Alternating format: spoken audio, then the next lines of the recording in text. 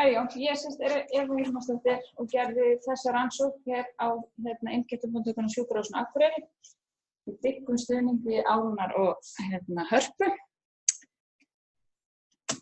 Þeir sem greinast með sykursýki eiga að fá kennslu sjúkdóminn með áherslu á sjálfsumönnun og sjálfseflingu og það þarf að leggja áherslu á góðan lífsstíl og stuðningur mjög mikilvægur.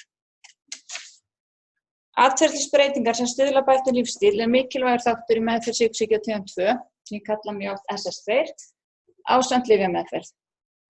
Og til þess að sem bestur árangur náist í lífsstílsinngripum þurfa heilbrigðisstarfsmenn af endurtekinni og langvarandi samskipti skjólstæðinga sína og snjalltæki og snjallsímar eru orðin útbreidd allan heim og gefur það möguleika á að auka eigin virkni fólks í lífsstílsinngripum ásamt því að vera gott tækifæri fyrir forvarnir. Markmiðið var að rannsaka hvort notkun smáforrits snjallsíma hefði áhrif á heilsu og heilsutengd lífsgæði fólks með sykursýki á tegund 2 sem sækja þjónustu innkirtlamóttöku sjúkrahússins á Akureyri. Rannsóknin var slembu samanburður rannsókn tveggja hópa og þýðir rannsóknar voru skjólstæðingar í meðferð innkirtlamóttöku SAK og var öllum þeim sem uppfylltu valviðmið rannsóknar boðin þátttaka við komu á innkirtlamóttöku. Og valviðmið voru að hafa sykursýki tegund 2 í að minnsta kosti 6 mánuði, nýta göngudeildir þjónustu innkirtlamóttöku SAK, skilja íslensku, eiga snjallsíma, geta notað smáforrit í símann, vera á aldrinum 18 til 75 ára, ekki farið í magaminnkunaraðgerð né á leið í þá aðgerð á tímabilinu. Og tilraunahópurinn fékk smáforrit til viðbótar við venjubundið eftirlit og viðmiðunarhópurinn var áfram í venjubundnu eftirliti. Líkamlegar mælingar og blóðprufur voru samkvæmt venjubundnu eftirliti. Þyngd og mittismál voru mæld af hjúkrunarfræðingi sem var blindaður fyrir hópaskiptingu, sem vissi ekki hvorum hópnum þeir tilheyrðu. Þátttakendur svöruðu 1-3 spurningalistum, HL-prófið, HATS og PEIT, en á innkirtlamóttökunni gert ráð fyrir að PEIT sé lagt fyrir árlega og stigin skráð í samskiptaseðil vegna sykursýki sem við notum, en HATS og heilsutengd lífsgæði var bætt við sérstaklega fyrir rannsóknina. Eftir undirritun upplýsts samþykkis var þáttakendum slembu skipt í 2 hópa með blindum útrætti lokaðra umslaga í 4 umslaga blokkum eftir lagskiptingu fyrir kyn og aldur, yngri en 60 ára og 60 ára eldri. Og ekki kom fram nafn smáforritsins til þess að koma í veg fyrir að þeir sem færu í viðmiðunarhóp gætu haft upp á almennu útgáfu forritsins að eigin frumkvæði. Og þeir sem lentu í tilraunahópi, þeir fengu þá stutta kynningu á forritinu og skriflega leiðbeiningar og lykilorð og upplýsingar um hvernig átti að setja forritið upp. Fengu þau svo sent í tölvupósti ásamt lykilorði sem ég fékk sent frá Sidekick Health. Og gagnasöfnunin stóð yfir frá 1. mars 2017 til 1. september 2018. Sidekick Health forritið hugsað sem heilsuleikur og veitir verðlaun og gefur möguleika að keppa við aðra og fyrirtækið var stofnað á Íslandi árið 2013. Ákvarðanatökur okkar byggjast mikið á tilfinningum, frekar en rökhyggju og því leitast Sidekick Health eftir því að hafa hlutina einfalda og myndirnar fangi strax hugann og hugmyndafræðin byggir á jákvæðri sálfræði og heilsuhagfræði. Og hvatinn sem notaður það að geta gefið af sér, þannig að fólk fær stig þegar það skráir forritið og þegar það verður náð ákveðnum fjölda stiga þá gefur Sidekick Health vatn til UNICEF barna. Hingað til hefur ekki verið gerð rannsókn á notkun Sidekick Health forritsins hjá einstaklingum með sykursýki og flokkarnir eru matur, hreyfing, hugur og klíning og í flokknum mat þá merkir fólk við ef það hefur borðað drukkið vatn, borðað grænmeti, ávexti, hnetur eða fræ og getur skuldbundið sig til að sleppa snakki, sælgæti, gosi eða sleppa að borða eftir kvöldmat í ákveðinn tíma og það einnig svengdamælir. Og hreyfing, það skrefatæljar sem hægt að tengja við snjallúr, það hægt að skrá allar hreyfingu sem að stunda og svo eru líka tillögur og sýndaræfingar sem hægt að gera.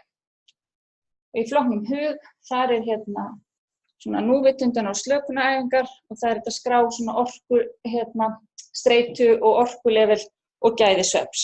Svo flokkurinn klíning og þar hægt að skrá blóðprufuniðurstöður, blóðþrýstings- og blóðsykursmælingar og það líka skimun fyrir skertu sykurþoli og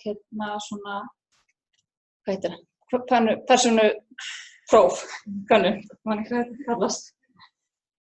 Fyrstu 16 vikurnar þá fengu þátttakendur í tilraunahópi vikulega leiðbeiningar áhersluatriði vikunnar í formi slæðusýninga með hvatningu og fræðslu sem smáforrit sendi sjálfkrafa í símana. Rannsakandi gat ekki séð hvort þátttakendur horfðu á slæðusýningarnar en þeir voru hvattir til þess í hverju komu á móttökuna. Eftir fyrstu 16 vikurnar var slík kynning á 2 vikna fresti þar til gagnasögnum lauk eða 2 mánuðum síðar. Rannsakandi hvatti einnig þátttakendur jafn oft í gegnum forritið sem sendi það í símann. Upplýsingar skráða virkni í forritinu skráði sjálfkrafa á Sidekick Health og voru þær upplýsingar einungis merktar með rannsóknarnúmeri og því ekki persónugreinanlegar. Hérna tölfræðiaðferðina sem við notum til að athuga muna milli hópanna og yfir tímann. Auk þess var reiknuð fylgni milli árangurs og notkunar á appinu. Og greining gagna var gerð samkvæmt meðferðaráætlun sem intention to treat og þá það bara það að við tókum alla þá sem mætti í öll 4 skiptin og við greinum gögnin þeirra alveg sama hversu duglegir voru að nota appið, hvað sem skráðu mikið eða ekkert. Það fór enginn þar út þótt að vera engin notkun. 46 einstaklingar uppfylltu valviðmið rannsóknarinnar og 9 aftökuðu þátttöku, 6 karlar og 3 konur. Alls hófu því 37 manns, 23 konur og 14 karlar þátttöku og í tilraunahóp dróst 18 og viðmiðunarhóp 19. 30 þátttakendur mættu í öll 4 skiptin, 15 í hvorum hópi, en 7 manns hættu þátttöku sem 18,9% brottfall. Eftir power-útreikninga var markmiðið hjá okkur að ná 40 þátttakendur.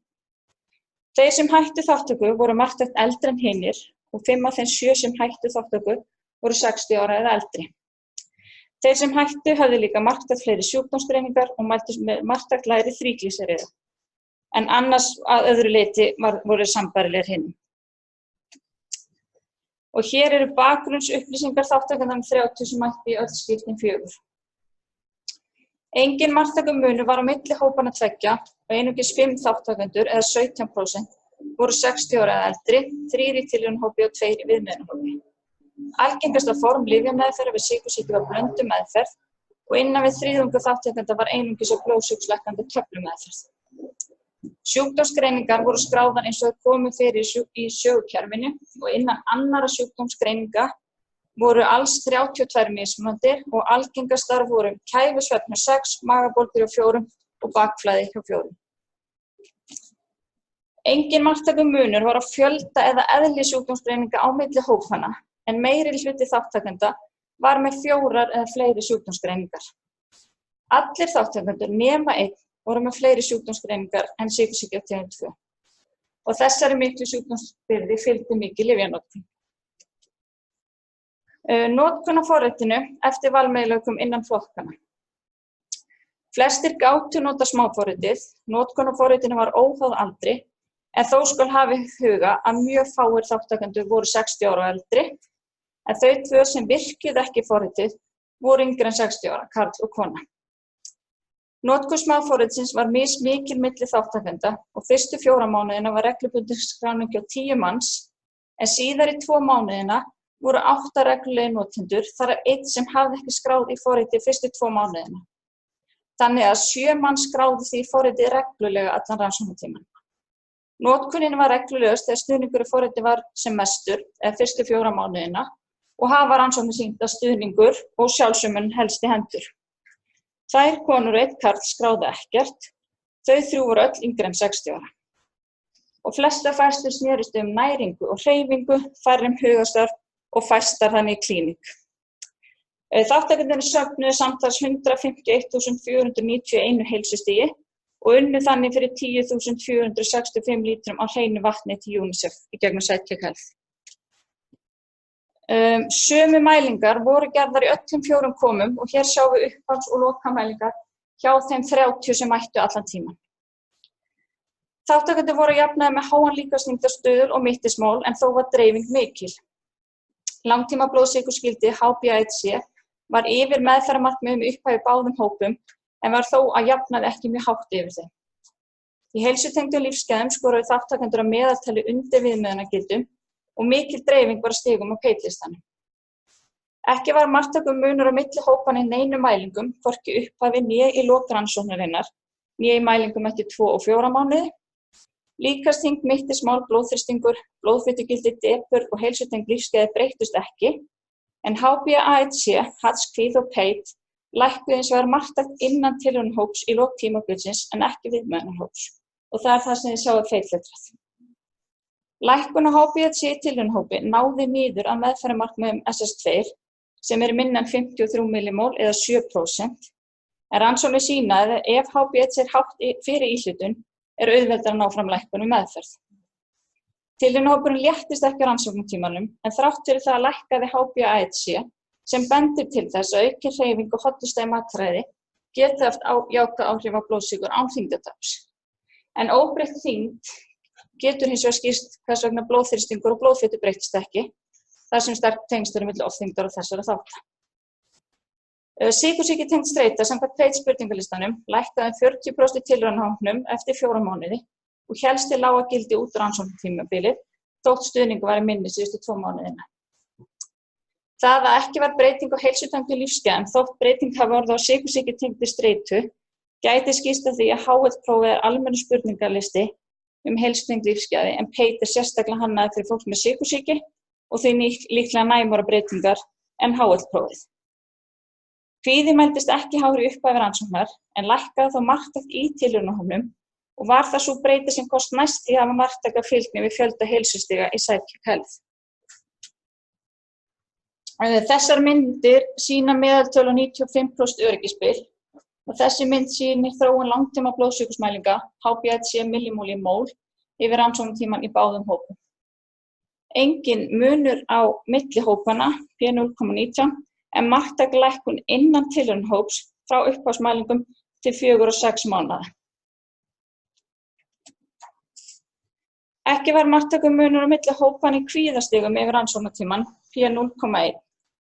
Kvíði minnkaði marktækt í tilraunahópi frá upphafi til 6 mánaða, P0,045 eins og sjáið, en ekki viðmiðunarhópi. Engar marktækar breytingar urðu hins vegar á HCG-depurð, hvort sem var að ræða milli hóps eða innan hóps. Greining á mælingum á sykursýkitengdri streitu, PEIT, leiddi í ljós marktæka mun á þróuninni yfir tímann á milli hópanna, P0,035, en post-hoc greining sýndi þó hvergi marktæka mun á milli hópanna í mæligildum á ákveðnum tíma. Lækkunin kom fram eftir 4 mánuði innan tilraunahóps og hélst áfram út tímabilið og engar marktækar breytingar innan viðmiðunarhópsins. Ekki var fylgni milli þess hversu marga daga þáttakendur í tilraunahópnum skráðu í smáforritið og breytinga á HbA1c, PEIT eða HCG-kvíða. Ekki kom heldur fram fylgni milli fjölda heilsustiga og breytinga í áðurnefndum mælingum. Tilhneiging til fylgni kom þó fram milli fjölda heilsustiga og breytinga á kvíða, eða P0,05. En helstu takmarkanir í þessari rannsókn eru hve fáir þátttakendur voru. Þrátt fyrir lítið brottfall, þá náðist ekki sá fjöldi sem þurft hefði til að tryggja tölfræðilegan styrk í samanburði milli hópanna. Og það ásamt því að við styrk útreikninga var áætlega meiri munur og lækkun á blóðsykri en raun varð á og því líklega þarf á enn stærri hópum en áætlega var. Og það gæti útskýrt það að ekki kom fram neitt tölfræðileg marktækur munur á milli hópanna. Fáir þátttakendur eru yfir 60 ára og 5 af 7 sem hættu voru 60 ára eða eldri. Þátttakendur voru misvirkir og mögulega fannst einhverjum þáttakendum þeir skuldbundnir að taka þátt þar sem rannsakandi er líka meðferðaraðili og býður jafnframt en að bauð þeim þáttöku. Auk smæðar þýðis var hópurinn mjög misleitur, mikil spönn á aldri þáttakenda, tímalengd frá greiningu, þyngd og notkun á forritinu, en það hvað hópurinn var misleitur er ekki endilega takmörkun því það er rauninni endurspeglar auðvitað þýði á móttökunni og er því rauninni bara fínt þessu misjafnir, þannig að það er rauninni bara eftir hvernig við horfum á það. Styrkleikar, þyngd og mittismál var alltaf mælt af hjúkrunarfræðingi sem var blindaði fyrir hópaskiptingu. Öll eftirfylgd fór fram á sömu stofnun og sömu deild og allir hittu sömu meðferðaraðila. Rannsóknin byggði á framskygni slembiraða íhlutun og var brottfall lítið. Engin munur var á milli hópanna í upphafi og gögnin voru greind samkvæmt meðferðaráætlun. Þannig að okkar ályktanir eru að notkun smáforrits til viðbótar við hefðbundna göngudeildarstuðning geti haft jákvæð áhrif á heilsu fólks með sykursýki tegund 2.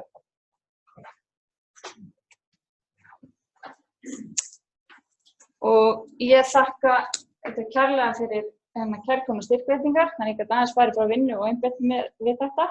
Leiðbendingum mín náttúrulega fyrir einstaka og þolinmæði og hafa stutt mig í gegnum þetta og þátttakendur og samstarfskonur mínar á almennu göngudeildinni. Það voru þær sem voru svo elskulega og stökk alltaf frá starfi til að gera þessar mælingar, þessar blindun. Þannig að já, takk fyrir.